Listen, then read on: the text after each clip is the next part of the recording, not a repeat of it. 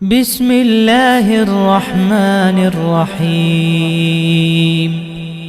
بسم الله الرحمن الرحيم. الحمد لله رب العالمين وبه نستعين، والصلاة والسلام على نبينا محمد وعلى آله وصحبه أجمعين. معزز ناظرین کرام، آج اللہ کی توفیق سے ہم 7ویں پارے سے سورۃ الانعام سے اپنی تفسیر کا آغاز کریں گے۔ سورۃ الانعام مکی صورت ہے۔ اب تک جو 5 صورتیں پیچھے گزری ہیں وہ مدنی تھیں۔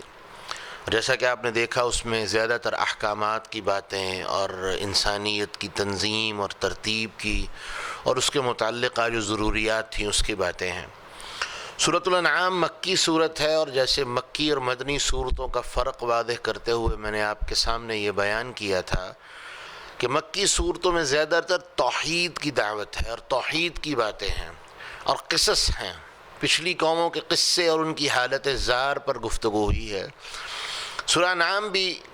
مکہ کی ان صورتوں میں سے ہے جو آخری زمانے میں نازل ہوئیں۔ مفسرین نے سیدنا عبداللہ ابن عباس اور عبداللہ ابن مسعود رضی اللہ عنہم سے اس بات کو روایت کیا ہے، امام ابن کثیر نے اور امام سیوطی نے الدرر المنثور میں،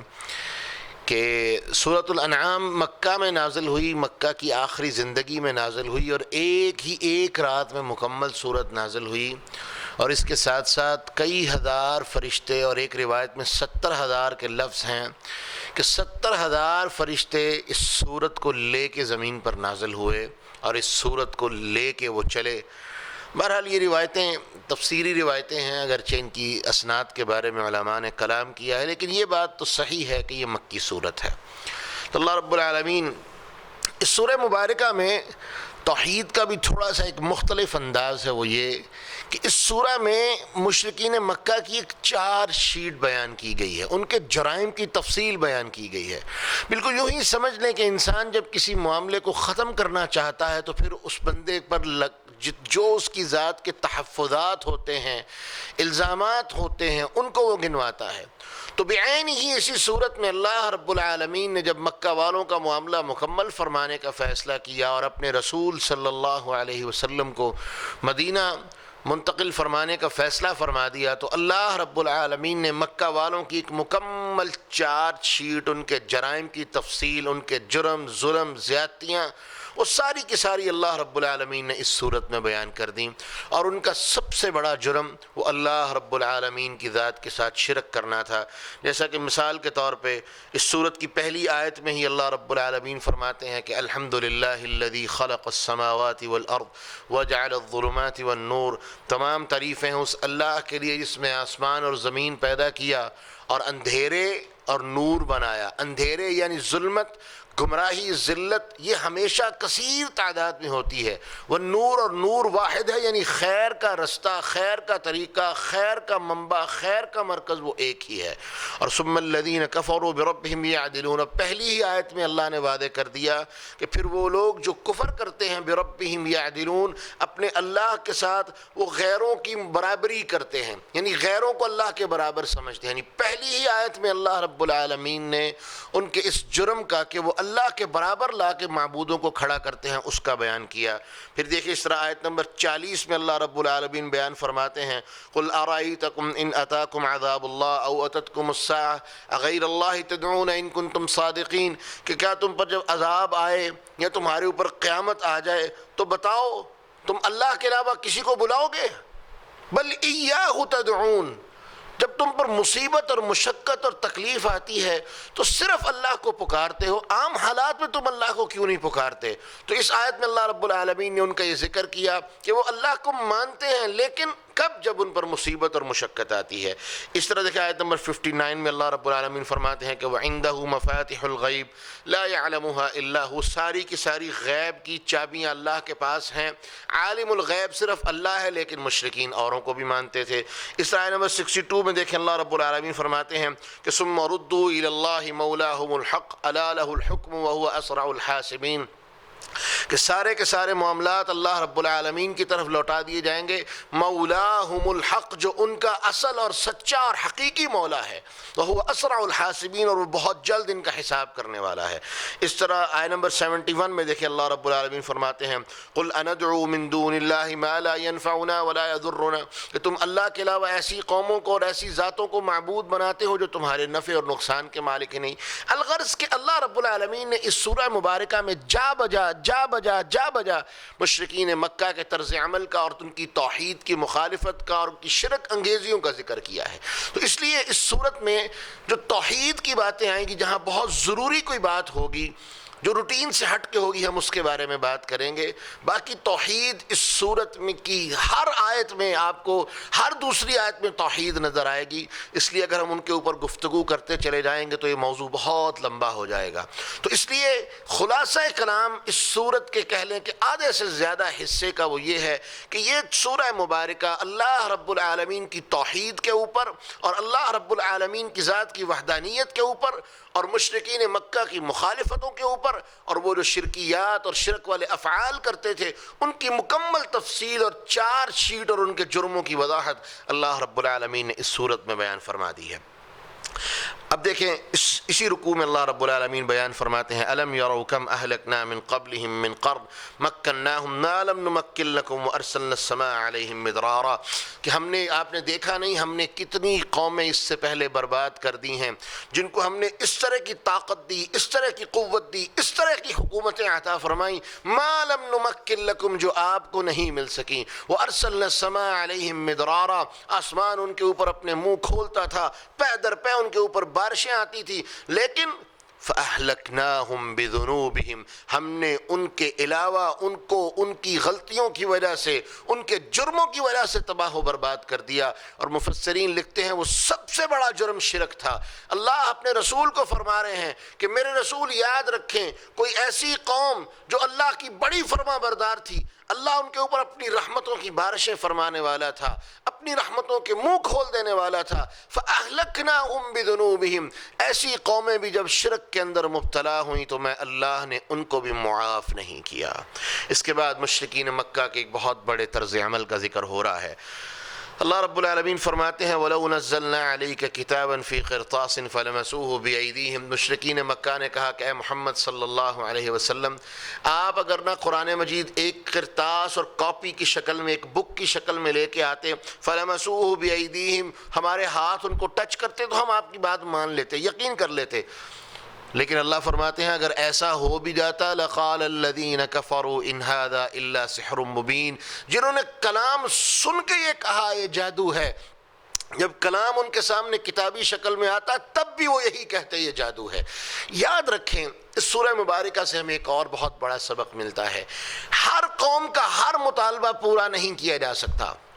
ایون کہ رشتوں میں، تعلقات میں، دوستیوں میں، علاقات میں، ہر چیز میں جہاں شرائط آ جائیں، جہاں مطالبات آ جائیں، یاد رکھیں وہاں خیر نہیں رہتی، کیونکہ جو قومیں مطالبے کرنا شروع کر دیں، ان کا ایک مطالبہ پورا ہو جائے تو فطرت ہے وہ دوسرا بھی کرتی ہیں، وہ تیسرا بھی کرتی ہیں۔ اسی لیے اللہ رب العالمین نے، اور میرا مالک چاہتا ان کا ہر مطالبہ پورا کر سکتا تھا۔ 8ویں پارے میں اسی سورت کی ایک آیت اللہ رب العالمین 8ویں پارے کے شروع میں اللہ فرماتے ہیں وَلَوْ أَنَّنَا نَزَّلْنَا إِلَيْهِمُ الْمَلَائِكَةَ وَكَلَّمَهُمُ الْمَوْتَى وَحَشَرْنَا عَلَيْهِمْ كُلَّ شَيْءٍ قُبُلًا مَا كَانُوا لِيُؤْمِنُوا، اگر ہم چاہتے فرشتے آ سکتے تھے، ان سے باتیں کرتے، ہم چاہتے مردوں کو زندہ کر کے ان کو گفتگو کروا دیتے، ہم چاہتے تو ان کے لیے ہر چیز جو یہ مطالبہ کرتے ان کے لیے جمع کر دیتے، مَا كَانُوا لِيُؤْمِنُوا، لیکن اس کے بعد بھی انہوں نے ایمان نہیں لانا تھا۔ مطالبات جب بڑھتے چلے جاتے ہیں تو مطالبات کے جتنا مرضی آپ انہیں پورا کر لیں فائدہ حاصل نہیں ہوتا،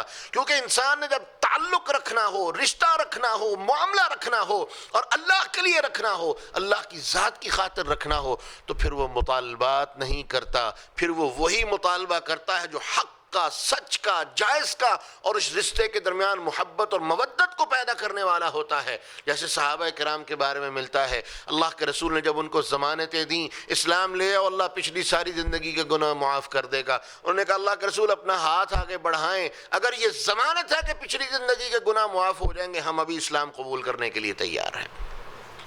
تو اللہ رب العالمین فرماتے ہیں پھر انہوں نے کہا لولا انزل علیہم الملائکہ، لولا انزل علیہ ملک، یہ نبی ہے تو اس کے سامنے اس کے آگے پیچھے فرشتوں کا پروٹوکول کیوں نہیں؟ اس کے آگے اور فرشتوں پروٹوکول دینے چاہیے، فرشتے ہونے چاہیے جو ان کو پروٹوکول دینے والے ہوں۔ اللہ فرماتے ہیں اولا ولو نزلنا ملکا لقضی الامر، جس دن آسمان سے فرشتے ہم زمین پر نازل کر دیں وہ دن پھر آخری ہوتا ہے، وہ اللہ کے عذاب کا دن ہوتا ہے، وہ اللہ کے عذاب کا پیغام لے کے آتے ہیں۔ اور پھر اللہ فرماتے ہیں کہ وَلَوْ جَعَلْنَاهُ مَلَكًا لَجَعَلْنَاهُ رَجُلًا، یاد رکھو اگر ہم انسانوں میں کسی فرشتے کو بھی بھیجتے لَجَعَلْنَاهُ رَجُلًا، اس کو انسان بنا کے بھیجتے، وَلَلَبَسْنَا عَلَيْهِمْ مَا يَلْبِسُونَ، اور پھر وہی وہ پہنتا، وہی وہ زندگی گزارتا، وہی اس کا رہنا سہنا ہوتا جو انسانوں کا رہنا سہنا ہوتا۔ اس لیے پتہ یہ چلتا ہے کہ انبیاء علیہم السلام ان کی قوموں سے تھے، انسان تھے، بنو آدم تھے، کوئی بھی نبی نور نہیں تھا، کوئی بھی نبی بشریت سے باہر نہیں تھا، کیونکہ اگر انسانوں کی فہرست سے نبیوں کو نکال دیں تو پھر تو امت کو ان کی ذاتوں سے سبق کیسے مل سکتا ہے؟ نمونہ وہ تب ہی تھے کہ وہ بھی ہماری طرح کے انسان تھے، انما انا بشر مثلکم، تمہارے جیسا انسان ہوں، لیکن فرق کیا ہے؟ اللہ رب العالمین نے مجھے بہترین بنا دیا ہے، میرے جیسا کوئی دوسرا نہیں ہو سکتا۔ اس لیے یاد رکھیں انبیاء علیہم الصلاۃ والتسلیمات اگر وہ فرشتے بھی ہوتے تو اللہ ان کو انسان بنا کے انسانوں میں بھیجتا۔ اس لیے اللہ نے انسانوں میں سے ہی نبی بھیجے، انسان ہی بھیجے اور انسانیت کی رہنمائی کے لیے بھیجے، کیونکہ یہی ایک بہترین اصول اور دعوت کا بہترین طریقہ کار تھا۔ اس کے بعد اللہ رب العالمین اگلے رکوع میں فرماتے ہیں کتب ربکم علی نفسہ الرحمہ، لوگو یاد رکھ لو تم جتنی مرضی زیادتیاں کر لو، میں اللہ نے اپنی ذات کے اوپر رحمت کو لازم کر لیا ہے۔ ان رحمتی سبقت غضبی، اللہ رب العالمین نے جو کتاب عرش معلیٰ پر محفوظ کر رکھی ہے اس کے اندر یہ بات واضح لکھ دی گئی ہے کہ ان رحمتی سبقت غضبی، کہ میرا غصہ وہ میری رحمت کے نیچے دب چکا ہے، میری رحمت میرے غصے پر حاوی ہو چکی ہے، سبقت لے جا چکی ہے۔ ان رحمتی وسعت کل شیء، ہر چیز پر سبقت لے جا چکی ہے۔ پھر اللہ رب العالمین بیان فرماتے ہیں یہ توحید کا ایک بہت بڑا قاعدہ، اللہ فرماتے ہیں کہ وَإِن يَمْسَسْكَ اللَّهُ بِضُرٍّ فَلَا كَاشِفَ لَهُ إِلَّا هُوَ، آپ کو کوئی تکلیف آئے، مصیبت آئے، تنگی آئے، اللہ کے علاوہ کوئی آپ کو اس سے نکالنے والا نہیں۔ وَإِن يَمْسَسْكَ بِخَيْرٍ فَهُوَ عَلَى كُلِّ شَيْءٍ قَدِيرٌ، اور اگر کوئی خیر آپ کی ذات کو پہنچے تو یاد رکھیں وہ ہر چیز پر قادر ہے، وہ خیر پہنچانے پر بھی قادر ہے، اور اگر آپ پر کوئی تکلیف آ جائے تو تکلیف سے نکال کے خیر کی طرف لے جانے والا بھی وہی ہے۔ توحید کا بہت بڑا قاعدہ اللہ رب العالمین نے بیان فرما دیا، اور یہی تو دعا اللہ کے رسول صلی اللہ علیہ وسلم کرتے تھے، اللہم لا مانع لما اعطیت ولا معطی لما منعت، اللہ جسے تو دینا چاہے کوئی روکنے والا نہیں، جس سے تو روک لے کوئی دے نہیں سکتا۔ اور یہ بات سچی ہے، اور یہی بات رسول اللہ صلی اللہ علیہ وسلم نے عبداللہ ابن عباس کو 7 سال کی عمر میں سمجھائی تھی، بیٹا ساری مخلوق مل کے تجھے فائدہ دینا چاہے، اللہ نے تیرے لیے اس فائدے کا فیصلہ نہیں کیا تجھے فائدہ نہیں دے سکتی، اور ساری مخلوق تجھے مل کے نقصان پہنچانا چاہے، میرے اللہ نے تیرے لیے اس نقصان کا فیصلہ نہیں کیا، ساری مخلوق مل کے تجھے نقصان نہیں پہنچا سکتی۔ اس کے بعد اللہ رب العالمین بیان فرماتے ہیں وَيَوْمَ نَحْشُرُهُمْ جَمِيعًا ثُمَّ نَقُولُ لِلَّذِينَ أَشْرَكُوا، یہ مشرکین جو شرک کرنے والے ہیں اپنی شرک کی مستیوں میں حیران ہیں، اللہ فرماتے ہیں کل قیامت کے دن جب ہم انہیں جمع کریں گے تو ان سے پوچھیں گے أَيْنَ شُرَكَاؤُكُمُ الَّذِينَ كُنْتُمْ تَزْعُمُونَ، کہاں ہیں وہ تمہارے بابے، آج کہاں گئے وہ بدبخت جو یہ دنیا میں کہتے تھے کہ اللہ سے کوئی نہیں چھڑوا سکتا سوائے غوث پاک کے، اور جب غوث آ جائیں گے تو اللہ بھی ڈر جائے گا۔ انا للہ و انا الیہ راجعون، انا للہ و انا الیہ راجعون۔ اور اتنا بڑا شرک کہ میرا مالک کہے ان بطش ربک لشدید، تیرے رب کی پکڑ بڑی سخت ہے، اور رسول اللہ صلی اللہ علیہ وسلم بھی اللہ سے بات کرنے کے لیے 1000 سال کا سجدہ کر کے اللہ سے اجازت ملنے کے بعد بات کریں گے، اور یہاں کیا ہے جی کہ غوث صاحب آئیں گے اور وہ جو چاہیں کہ کر دیں گے۔ انا للہ و انا الیہ راجعون، یہ کل قیامت کے دن آنکھیں کھلیں گی جب اللہ فرماتے ہیں ہم کہیں گے بتاؤ وہ کہاں تمہارے گئے غوث، وہ کہاں گئے مشکل کشا،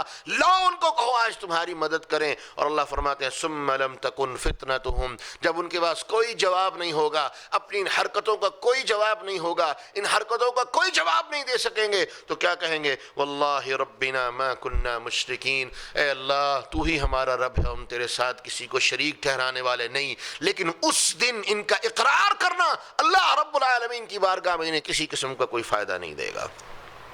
اس کے بعد اللہ رب العالمین فرماتے ہیں یہ اتنے بدبخت ہیں کہ وَهُمْ يَنْهَوْنَ عَنْهُ وَيَنْأَوْنَ عَنْهُ، یہ خود بھی دین سے اور خیر سے اپنے آپ کو روکے رکھتے تھے اور لوگوں کو بھی منع کرتے تھے. لوگوں یاد رکھیں، آپ اپنے آپ کو برائی کی طرف اگر لے جانے والے ہیں تو ٹھیک ہے، اللہ آپ کو اصلاح کی توفیق دے، لیکن اگر آپ اس برائی کو لوگوں کے درمیان پھیلانے والے ہیں تو یاد رکھیں جب تک وہ برائی باقی رہے گی آپ مر کے قبر کی مٹی کے نیچے بھی دفن ہو چکے ہوں گے، لیکن اس برائی کا انجام اور اس برائی کا اثر آپ کے نامہ اعمال پہ پڑتا رہے گا. اللہ رب العالمین فرماتے ہیں وَلَوْ تَرَى إِذْ وُقِفُوا عَلَى النَّارِ، جب وہ دیکھیں گے جب ان کو آگ پر کھڑا کیا جائے گا، فَقَالُوا يَا لَيْتَنَا نُرَدُّ، کاش کہ ہم دنیا میں واپس لٹا دیے جائیں، وَلَا نُكَذِّبَ بِآيَاتِ رَبِّنَا وَنَكُونَ مِنَ الْمُؤْمِنِينَ، نہ ہم اپنے رب کو جھٹلائیں گے، نہ اس کی آیتوں کو جھٹلائیں گے، بلکہ اللہ پر ایمان لے کے آئیں گے. اور اللہ فرماتے ہیں بَلْ بَدَا لَهُم مَّا كَانُوا يُخْفُونَ مِن قَبْلُ وَلَوْ رُدُّوا لَعَادُوا لِمَا نُهُوا عَنْهُ. اللہ فرماتے ہیں اولاً تو ایسا ہوگا ہی نہیں، اور اگر بفرض محال ہم ان کو بھیج بھی دیں وَلَوْ رُدُّوا لَعَادُوا لِمَا نُهُوا عَنْهُ، جو کام ان کو منع کیا تھا انہوں نے پھر بھی کرنے سے باز نہیں آنا، جو کام ان کو روکا گیا تھا انہوں نے پھر وہی کام کرنے ہیں. لہذا اللہ فرماتے ہیں میں ان کو دوبارہ کسی طرح کی کوئی مہلت نہیں دوں گا. اس کے بعد اللہ رب العالمین بیان فرماتے ہیں اپنے رسول جناب محمد الرسول اللہ صلی اللہ علیہ وسلم کو تسلی دیتے ہوئے کہ قد نعلم انه ليحزنك الذي يقولون، ہم جانتے ہیں کہ بے شک آپ کو اس بات کی بڑی تکلیف ہوتی ہے جو یہ کہتے ہیں، فانهم لا يكذبونك ولكن الظالمون بآيات الله يجحدون، میرے رسول یہ صرف آپ کو نہیں جھٹلاتے بلکہ یہ اللہ کی آیتوں کا بھی انکار کرنے والے ہیں. کیا مطلب کہ آپ تو صرف اللہ کے دین کے داعی ہیں، اللہ کے لیے دعوت دینے والے ہیں، آپ کو اتنی تکلیف ہوتی ہے تو ذرا تصور کریں جس کی باتیں، جس کی آیتیں، جس کی نشانیاں آپ ان کے پاس لے کے آتے ہیں، اس کی نشانیوں کو جھٹلاتے ہیں، آیتوں کو جھٹلاتے ہیں، اس ذات پر کیا گزرتی ہوگی. لیکن میں اللہ ان کے کفر سے بے پرواہ ہوں. اس کے بعد اللہ رب العالمین بیان فرماتے ہیں اپنے رسول کو تسلی دیتے ہوئے کہ وَلَقَدْ كُذِّبَتْ رُسُلٌ مِّن قَبْلِكَ فَصَبَرُوا عَلَى مَا كُذِّبُوا وَأُوذُوا حَتَّى أَتَاهُمْ نَصْرُنَا وَلَا مُبَدِّلَ لِكَلِمَاتِ اللَّهِ وَلَقَدْ جَاءَكَ مِن نَّبَإِ الْمُرْسَلِينَ. اے رسول انہوں نے صرف آپ کے ساتھ ایسا نہیں کیا، ان کے پاس انبیاء آئے، ان کے پاس رسول آئے، انہوں نے ان کے ساتھ بھی یہی سلوک کیا تھا. یہ ان کا طریقہ ہے، یہ عادت ہے، یہ تمام لوگوں کی عادت ہے کہ جب بھی ان کے پاس کوئی خیر خواہ آیا انہوں نے اس کی خیر خواہی کو قبول نہیں کیا. اور اللہ رب العالمین فرماتے ہیں وَلَا مُبَدِّلَ لِكَلِمَاتِ اللَّهِ، اور جان لو یہ اللہ کے کلمات کو اور اس کی بات کو اور اس کے فیصلوں کو تبدیل نہیں کر سکتے. اس کے بعد اللہ رب العالمین بیان فرماتے ہیں تھوڑی سی سخت الفاظ کے ساتھ اپنے رسول کو تنبیہ کی. اللہ فرماتے ہیں وَإِن كَانَ كَبُرَ عَلَيْكَ إِعْرَاضُهُمْ، تو اگر آپ ان کے اوپر اگر آپ کو بہت تکلیف ہوتی ہے، اگر آپ کے اوپر بہت گراں گزرتا ہے کہ یہ آپ سے منہ پھیر لیتے ہیں، تو آپ ایک کام کریں، آسمان میں سیڑھی لگا لیں، زمین کے اندر سرنگ کھود لیں، زمین کے اندر ایک بہت بڑی سرنگ بنا لیں، اور ان کے لیے جو نشانیاں آپ لا سکتے ہیں لے آئیں. فَتَأْتِيَهُمْ بِآيَةٍ، جو نشانیاں آپ ان کے لیے لا سکتے ہیں لے آئیں. اللہ کی قسم یہ تب بھی آپ کے اوپر ایمان لانے والے نہیں ہیں. وَلَوْ شَاءَ اللَّهُ لَجَمَعَهُمْ عَلَى الْهُدَىٰ، یہ میں اللہ کا فیصلہ ہے، اور اگر میں اللہ چاہتا ان سب کو ہدایت پر جمع کر دیتا، سب کو ہدایت عطا کر دیتا. اس لیے میرے رسول آپ کو پریشان ہونے کی ضرورت نہیں، آپ صرف ان تک میری دعوت کو پہنچا دیں، میرے پیغام کو پہنچا دیں، اس کے بعد ان کا معاملہ میرے اور ان کے درمیان چھوڑ دیں. اللہ رب العالمین فرماتے ہیں انما یستجیب الذین یسمعون والموتى یبعثهم اللہ ثم الیہ یرجعون، بے شک وہ لوگ انما یستجیب الذین یسمعون، آپ کی دعوت کا جواب صرف وہی دیں گے جن کو اللہ نے سننے کی صلاحیت دی ہے، جن کے کانوں پر پردے نہیں پڑے ہوئے، جن کے کان حق بات کو سننے کے لیے ترستے ہیں. آپ ان کو دعوت دیں وہ آپ کی بات کا جواب دیں گے. اور اس کے علاوہ جتنے ہیں وہ سب کے سب مردے ہیں. یبعثهم اللہ یوم القیامہ، اللہ کل قیامت کے دن ان کو اٹھائے گا، اپنے سامنے جمع کرے گا اور پھر آپ کو دکھائے گا کہ کس طرح حساب ہوتا ہے. اور اللہ رب العالمین اس کے بعد بیان فرماتے ہیں وَقَالُوا لَوْلَا نُزِّلَ عَلَيْهِ آيَةٌ مِّن رَبِّهِ، یہ اعتراض کرتے ہیں آپ کا رب آپ کے اوپر کوئی نشانی کیوں نہیں نازل کرتا. تو میرے رسول ان کو کہتے ہیں قل ان اللہ قادر، اللہ اس بات پر قادر ہے کہ وہ نشانیاں نازل کرے، لیکن وہ اس لیے نازل نہیں کرتا کہ وَلَٰكِنَّ أَكْثَرَهُمْ لَا يَعْلَمُونَ، اکثر لوگ ان کو نہیں جانتے، ان پر ایمان نہیں لاتے، اس حق کو تسلیم نہیں کرتے۔ مشرکین مکہ کے کتنے واقعات موجود ہیں۔ ابو جہل بدبخت نے اللہ کے رسول سے کتنی دفعہ معجزات کے مطالبے کیے۔ ایک دفعہ تو اللہ کے رسول کے ہاتھوں میں کنکریاں، ابو جہل کے ہاتھ میں کنکریاں تھیں، کہنے لگا محمد بتاؤ میرے ہاتھ میں کیا ہے، اگر بتا دو میں ایمان لے آؤں گا۔ اللہ کے رسول نے کہا میں بتا دوں یا وہ چیز جو تمہارے ہاتھ میں ہے وہ بول کے بتا دے۔ کہا اس سے بڑی بات کیا ہو سکتی ہے۔ اللہ کے رسول نے اللہ سے دعا کی، وہ کنکریاں اللہ کی تسبیح بیان کرنے لگ گئیں، سبحان اللہ سبحان اللہ سبحان اللہ۔ یہی وہ بدبخت ہے جس کی حالت قرآن بیان کر رہا ہے۔ اس نے جب یہ منظر دیکھا تو کیا کہتا ہے، ایمان لانے کا دعویٰ اور بات کی تھی، کہتا ہے او ہو اس سے بڑا جادو تو میں نے دیکھا ہی کوئی نہیں ہے۔ جادوگر کہہ کے اور اللہ کے رسول کے اس معجزے کو جادو کہہ کے اللہ کی بات سے مکر گیا۔ یہ بات یاد رکھے، میں پھر دہرا دوں، انسان جب مطالبوں پہ مطالبے پورے کرتا چلا جائے، ایک شاعر نے بڑی خوبصورت بات کہی ہے، منتیں کر کر کے میں نے تیری عادتیں بگاڑ دیں، ظالم تھا تجھ کو ستمگر بنا دیا۔ یہ ہے وہ حقیقت کہ انسان جب مطالبے پہ مطالبے مانتا چلا جائے تو پھر وہ ظالم ہی ہوتا ہے کہ اس کے مطالبے مانتا ہے، اور جس کے وہ مانتا ہے پھر وہ ستمگر بنتا ہے، وہ ظلم کرنے والا بن جاتا ہے۔ اللہ رب العالمین ہمیں اس سے محفوظ فرمائے۔ وَلَقَدْ أَرْسَلْنَا إِلَىٰ أُمَمٍ مِّن قَبْلِكَ، ہم اے اللہ کے رسول صلی اللہ علیہ وسلم ہم نے آپ سے پہلے کئی امتیں بھیجیں، فَأَخَذْنَاهُمْ بِالْبَأْسَاءِ وَالضَّرَّاءِ لَعَلَّهُمْ يَتَضَرَّعُونَ، تو ہم نے ان کو ان کے گناہوں کی وجہ سے بالبأساء والضراء، تنگی اور تکلیف کے عالم میں ان کو پکڑ لیا، ان کے اوپر اپنے عذاب بھیجے، لعلہم یتضرعون، تاکہ یہ تضرع کرنے والے، عاجزی کرنے والے بن جائیں۔ فلولا اذ جاءہم بأسنا تضرعوا، جب ان کے اوپر مصیبتیں آتی وہ عاجزی کرتے اور گڑ گڑاتے، ولیکن قصد قلوبہم، لیکن حقیقت میں کیا تھا کہ ان کے دل سخت ہو چکے تھے اور شیطان نے ان کے عمل کو مزین کر رکھا تھا۔ کیا مطلب؟ یہ ہماری حالت کی بات ہے، اگرچہ مشرکین مکہ کی بات ہو رہی ہے لیکن اصل میں یہ ہماری حالت ہے۔ مصیبت آتی ہے تو اللہ کا در نہیں چھوڑتے، اور جب مصیبت چلی جاتی ہے تو پھر اللہ کو کبھی یاد نہیں کرتے۔ اللہ تعالی ہمیں اس غفلت سے محفوظ فرمائے۔ اور اللہ فرماتے ہیں فَلَمَّا نَسُوا مَا ذُكِّرُوا بِهِ فَتَحْنَا عَلَيْهِمْ أَبْوَابَ كُلِّ شَيْءٍ، جب وہ اس چیز کو جس کی انہیں نصیحت کی گئی تھی اسے بھول جائیں، اللہ فرماتے ہیں ہم ان کے اوپر آسمانوں کے اور ہر چیز کے دروازے کھول دیتے ہیں، حتیٰ اذا فرحوا بما اتوا، یہاں تک کہ وہ خوب حیران ہو جاتے ہیں اور خوش ہو جاتے ہیں کہ ہم تو اللہ کے اتنے نافرمان ہیں اور اللہ ہم پر مہربانیاں کرتا چلا جا رہا ہے، وہ خوشیاں منا رہے ہوتے ہیں دنیا کی نعمتوں پہ، اخذناہم بغتہ، ہم اچانک ان کے اوپر اپنا عذاب بھیج کے ان کو پکڑ لیتے ہیں، اور توبہ کی مہلت اور توفیق بھی انہیں نصیب نہیں ہوتی۔ اللہ رب العالمین ایسی بدبختی سے ہمیں محفوظ فرمائے۔ اس کے بعد اللہ رب العالمین نے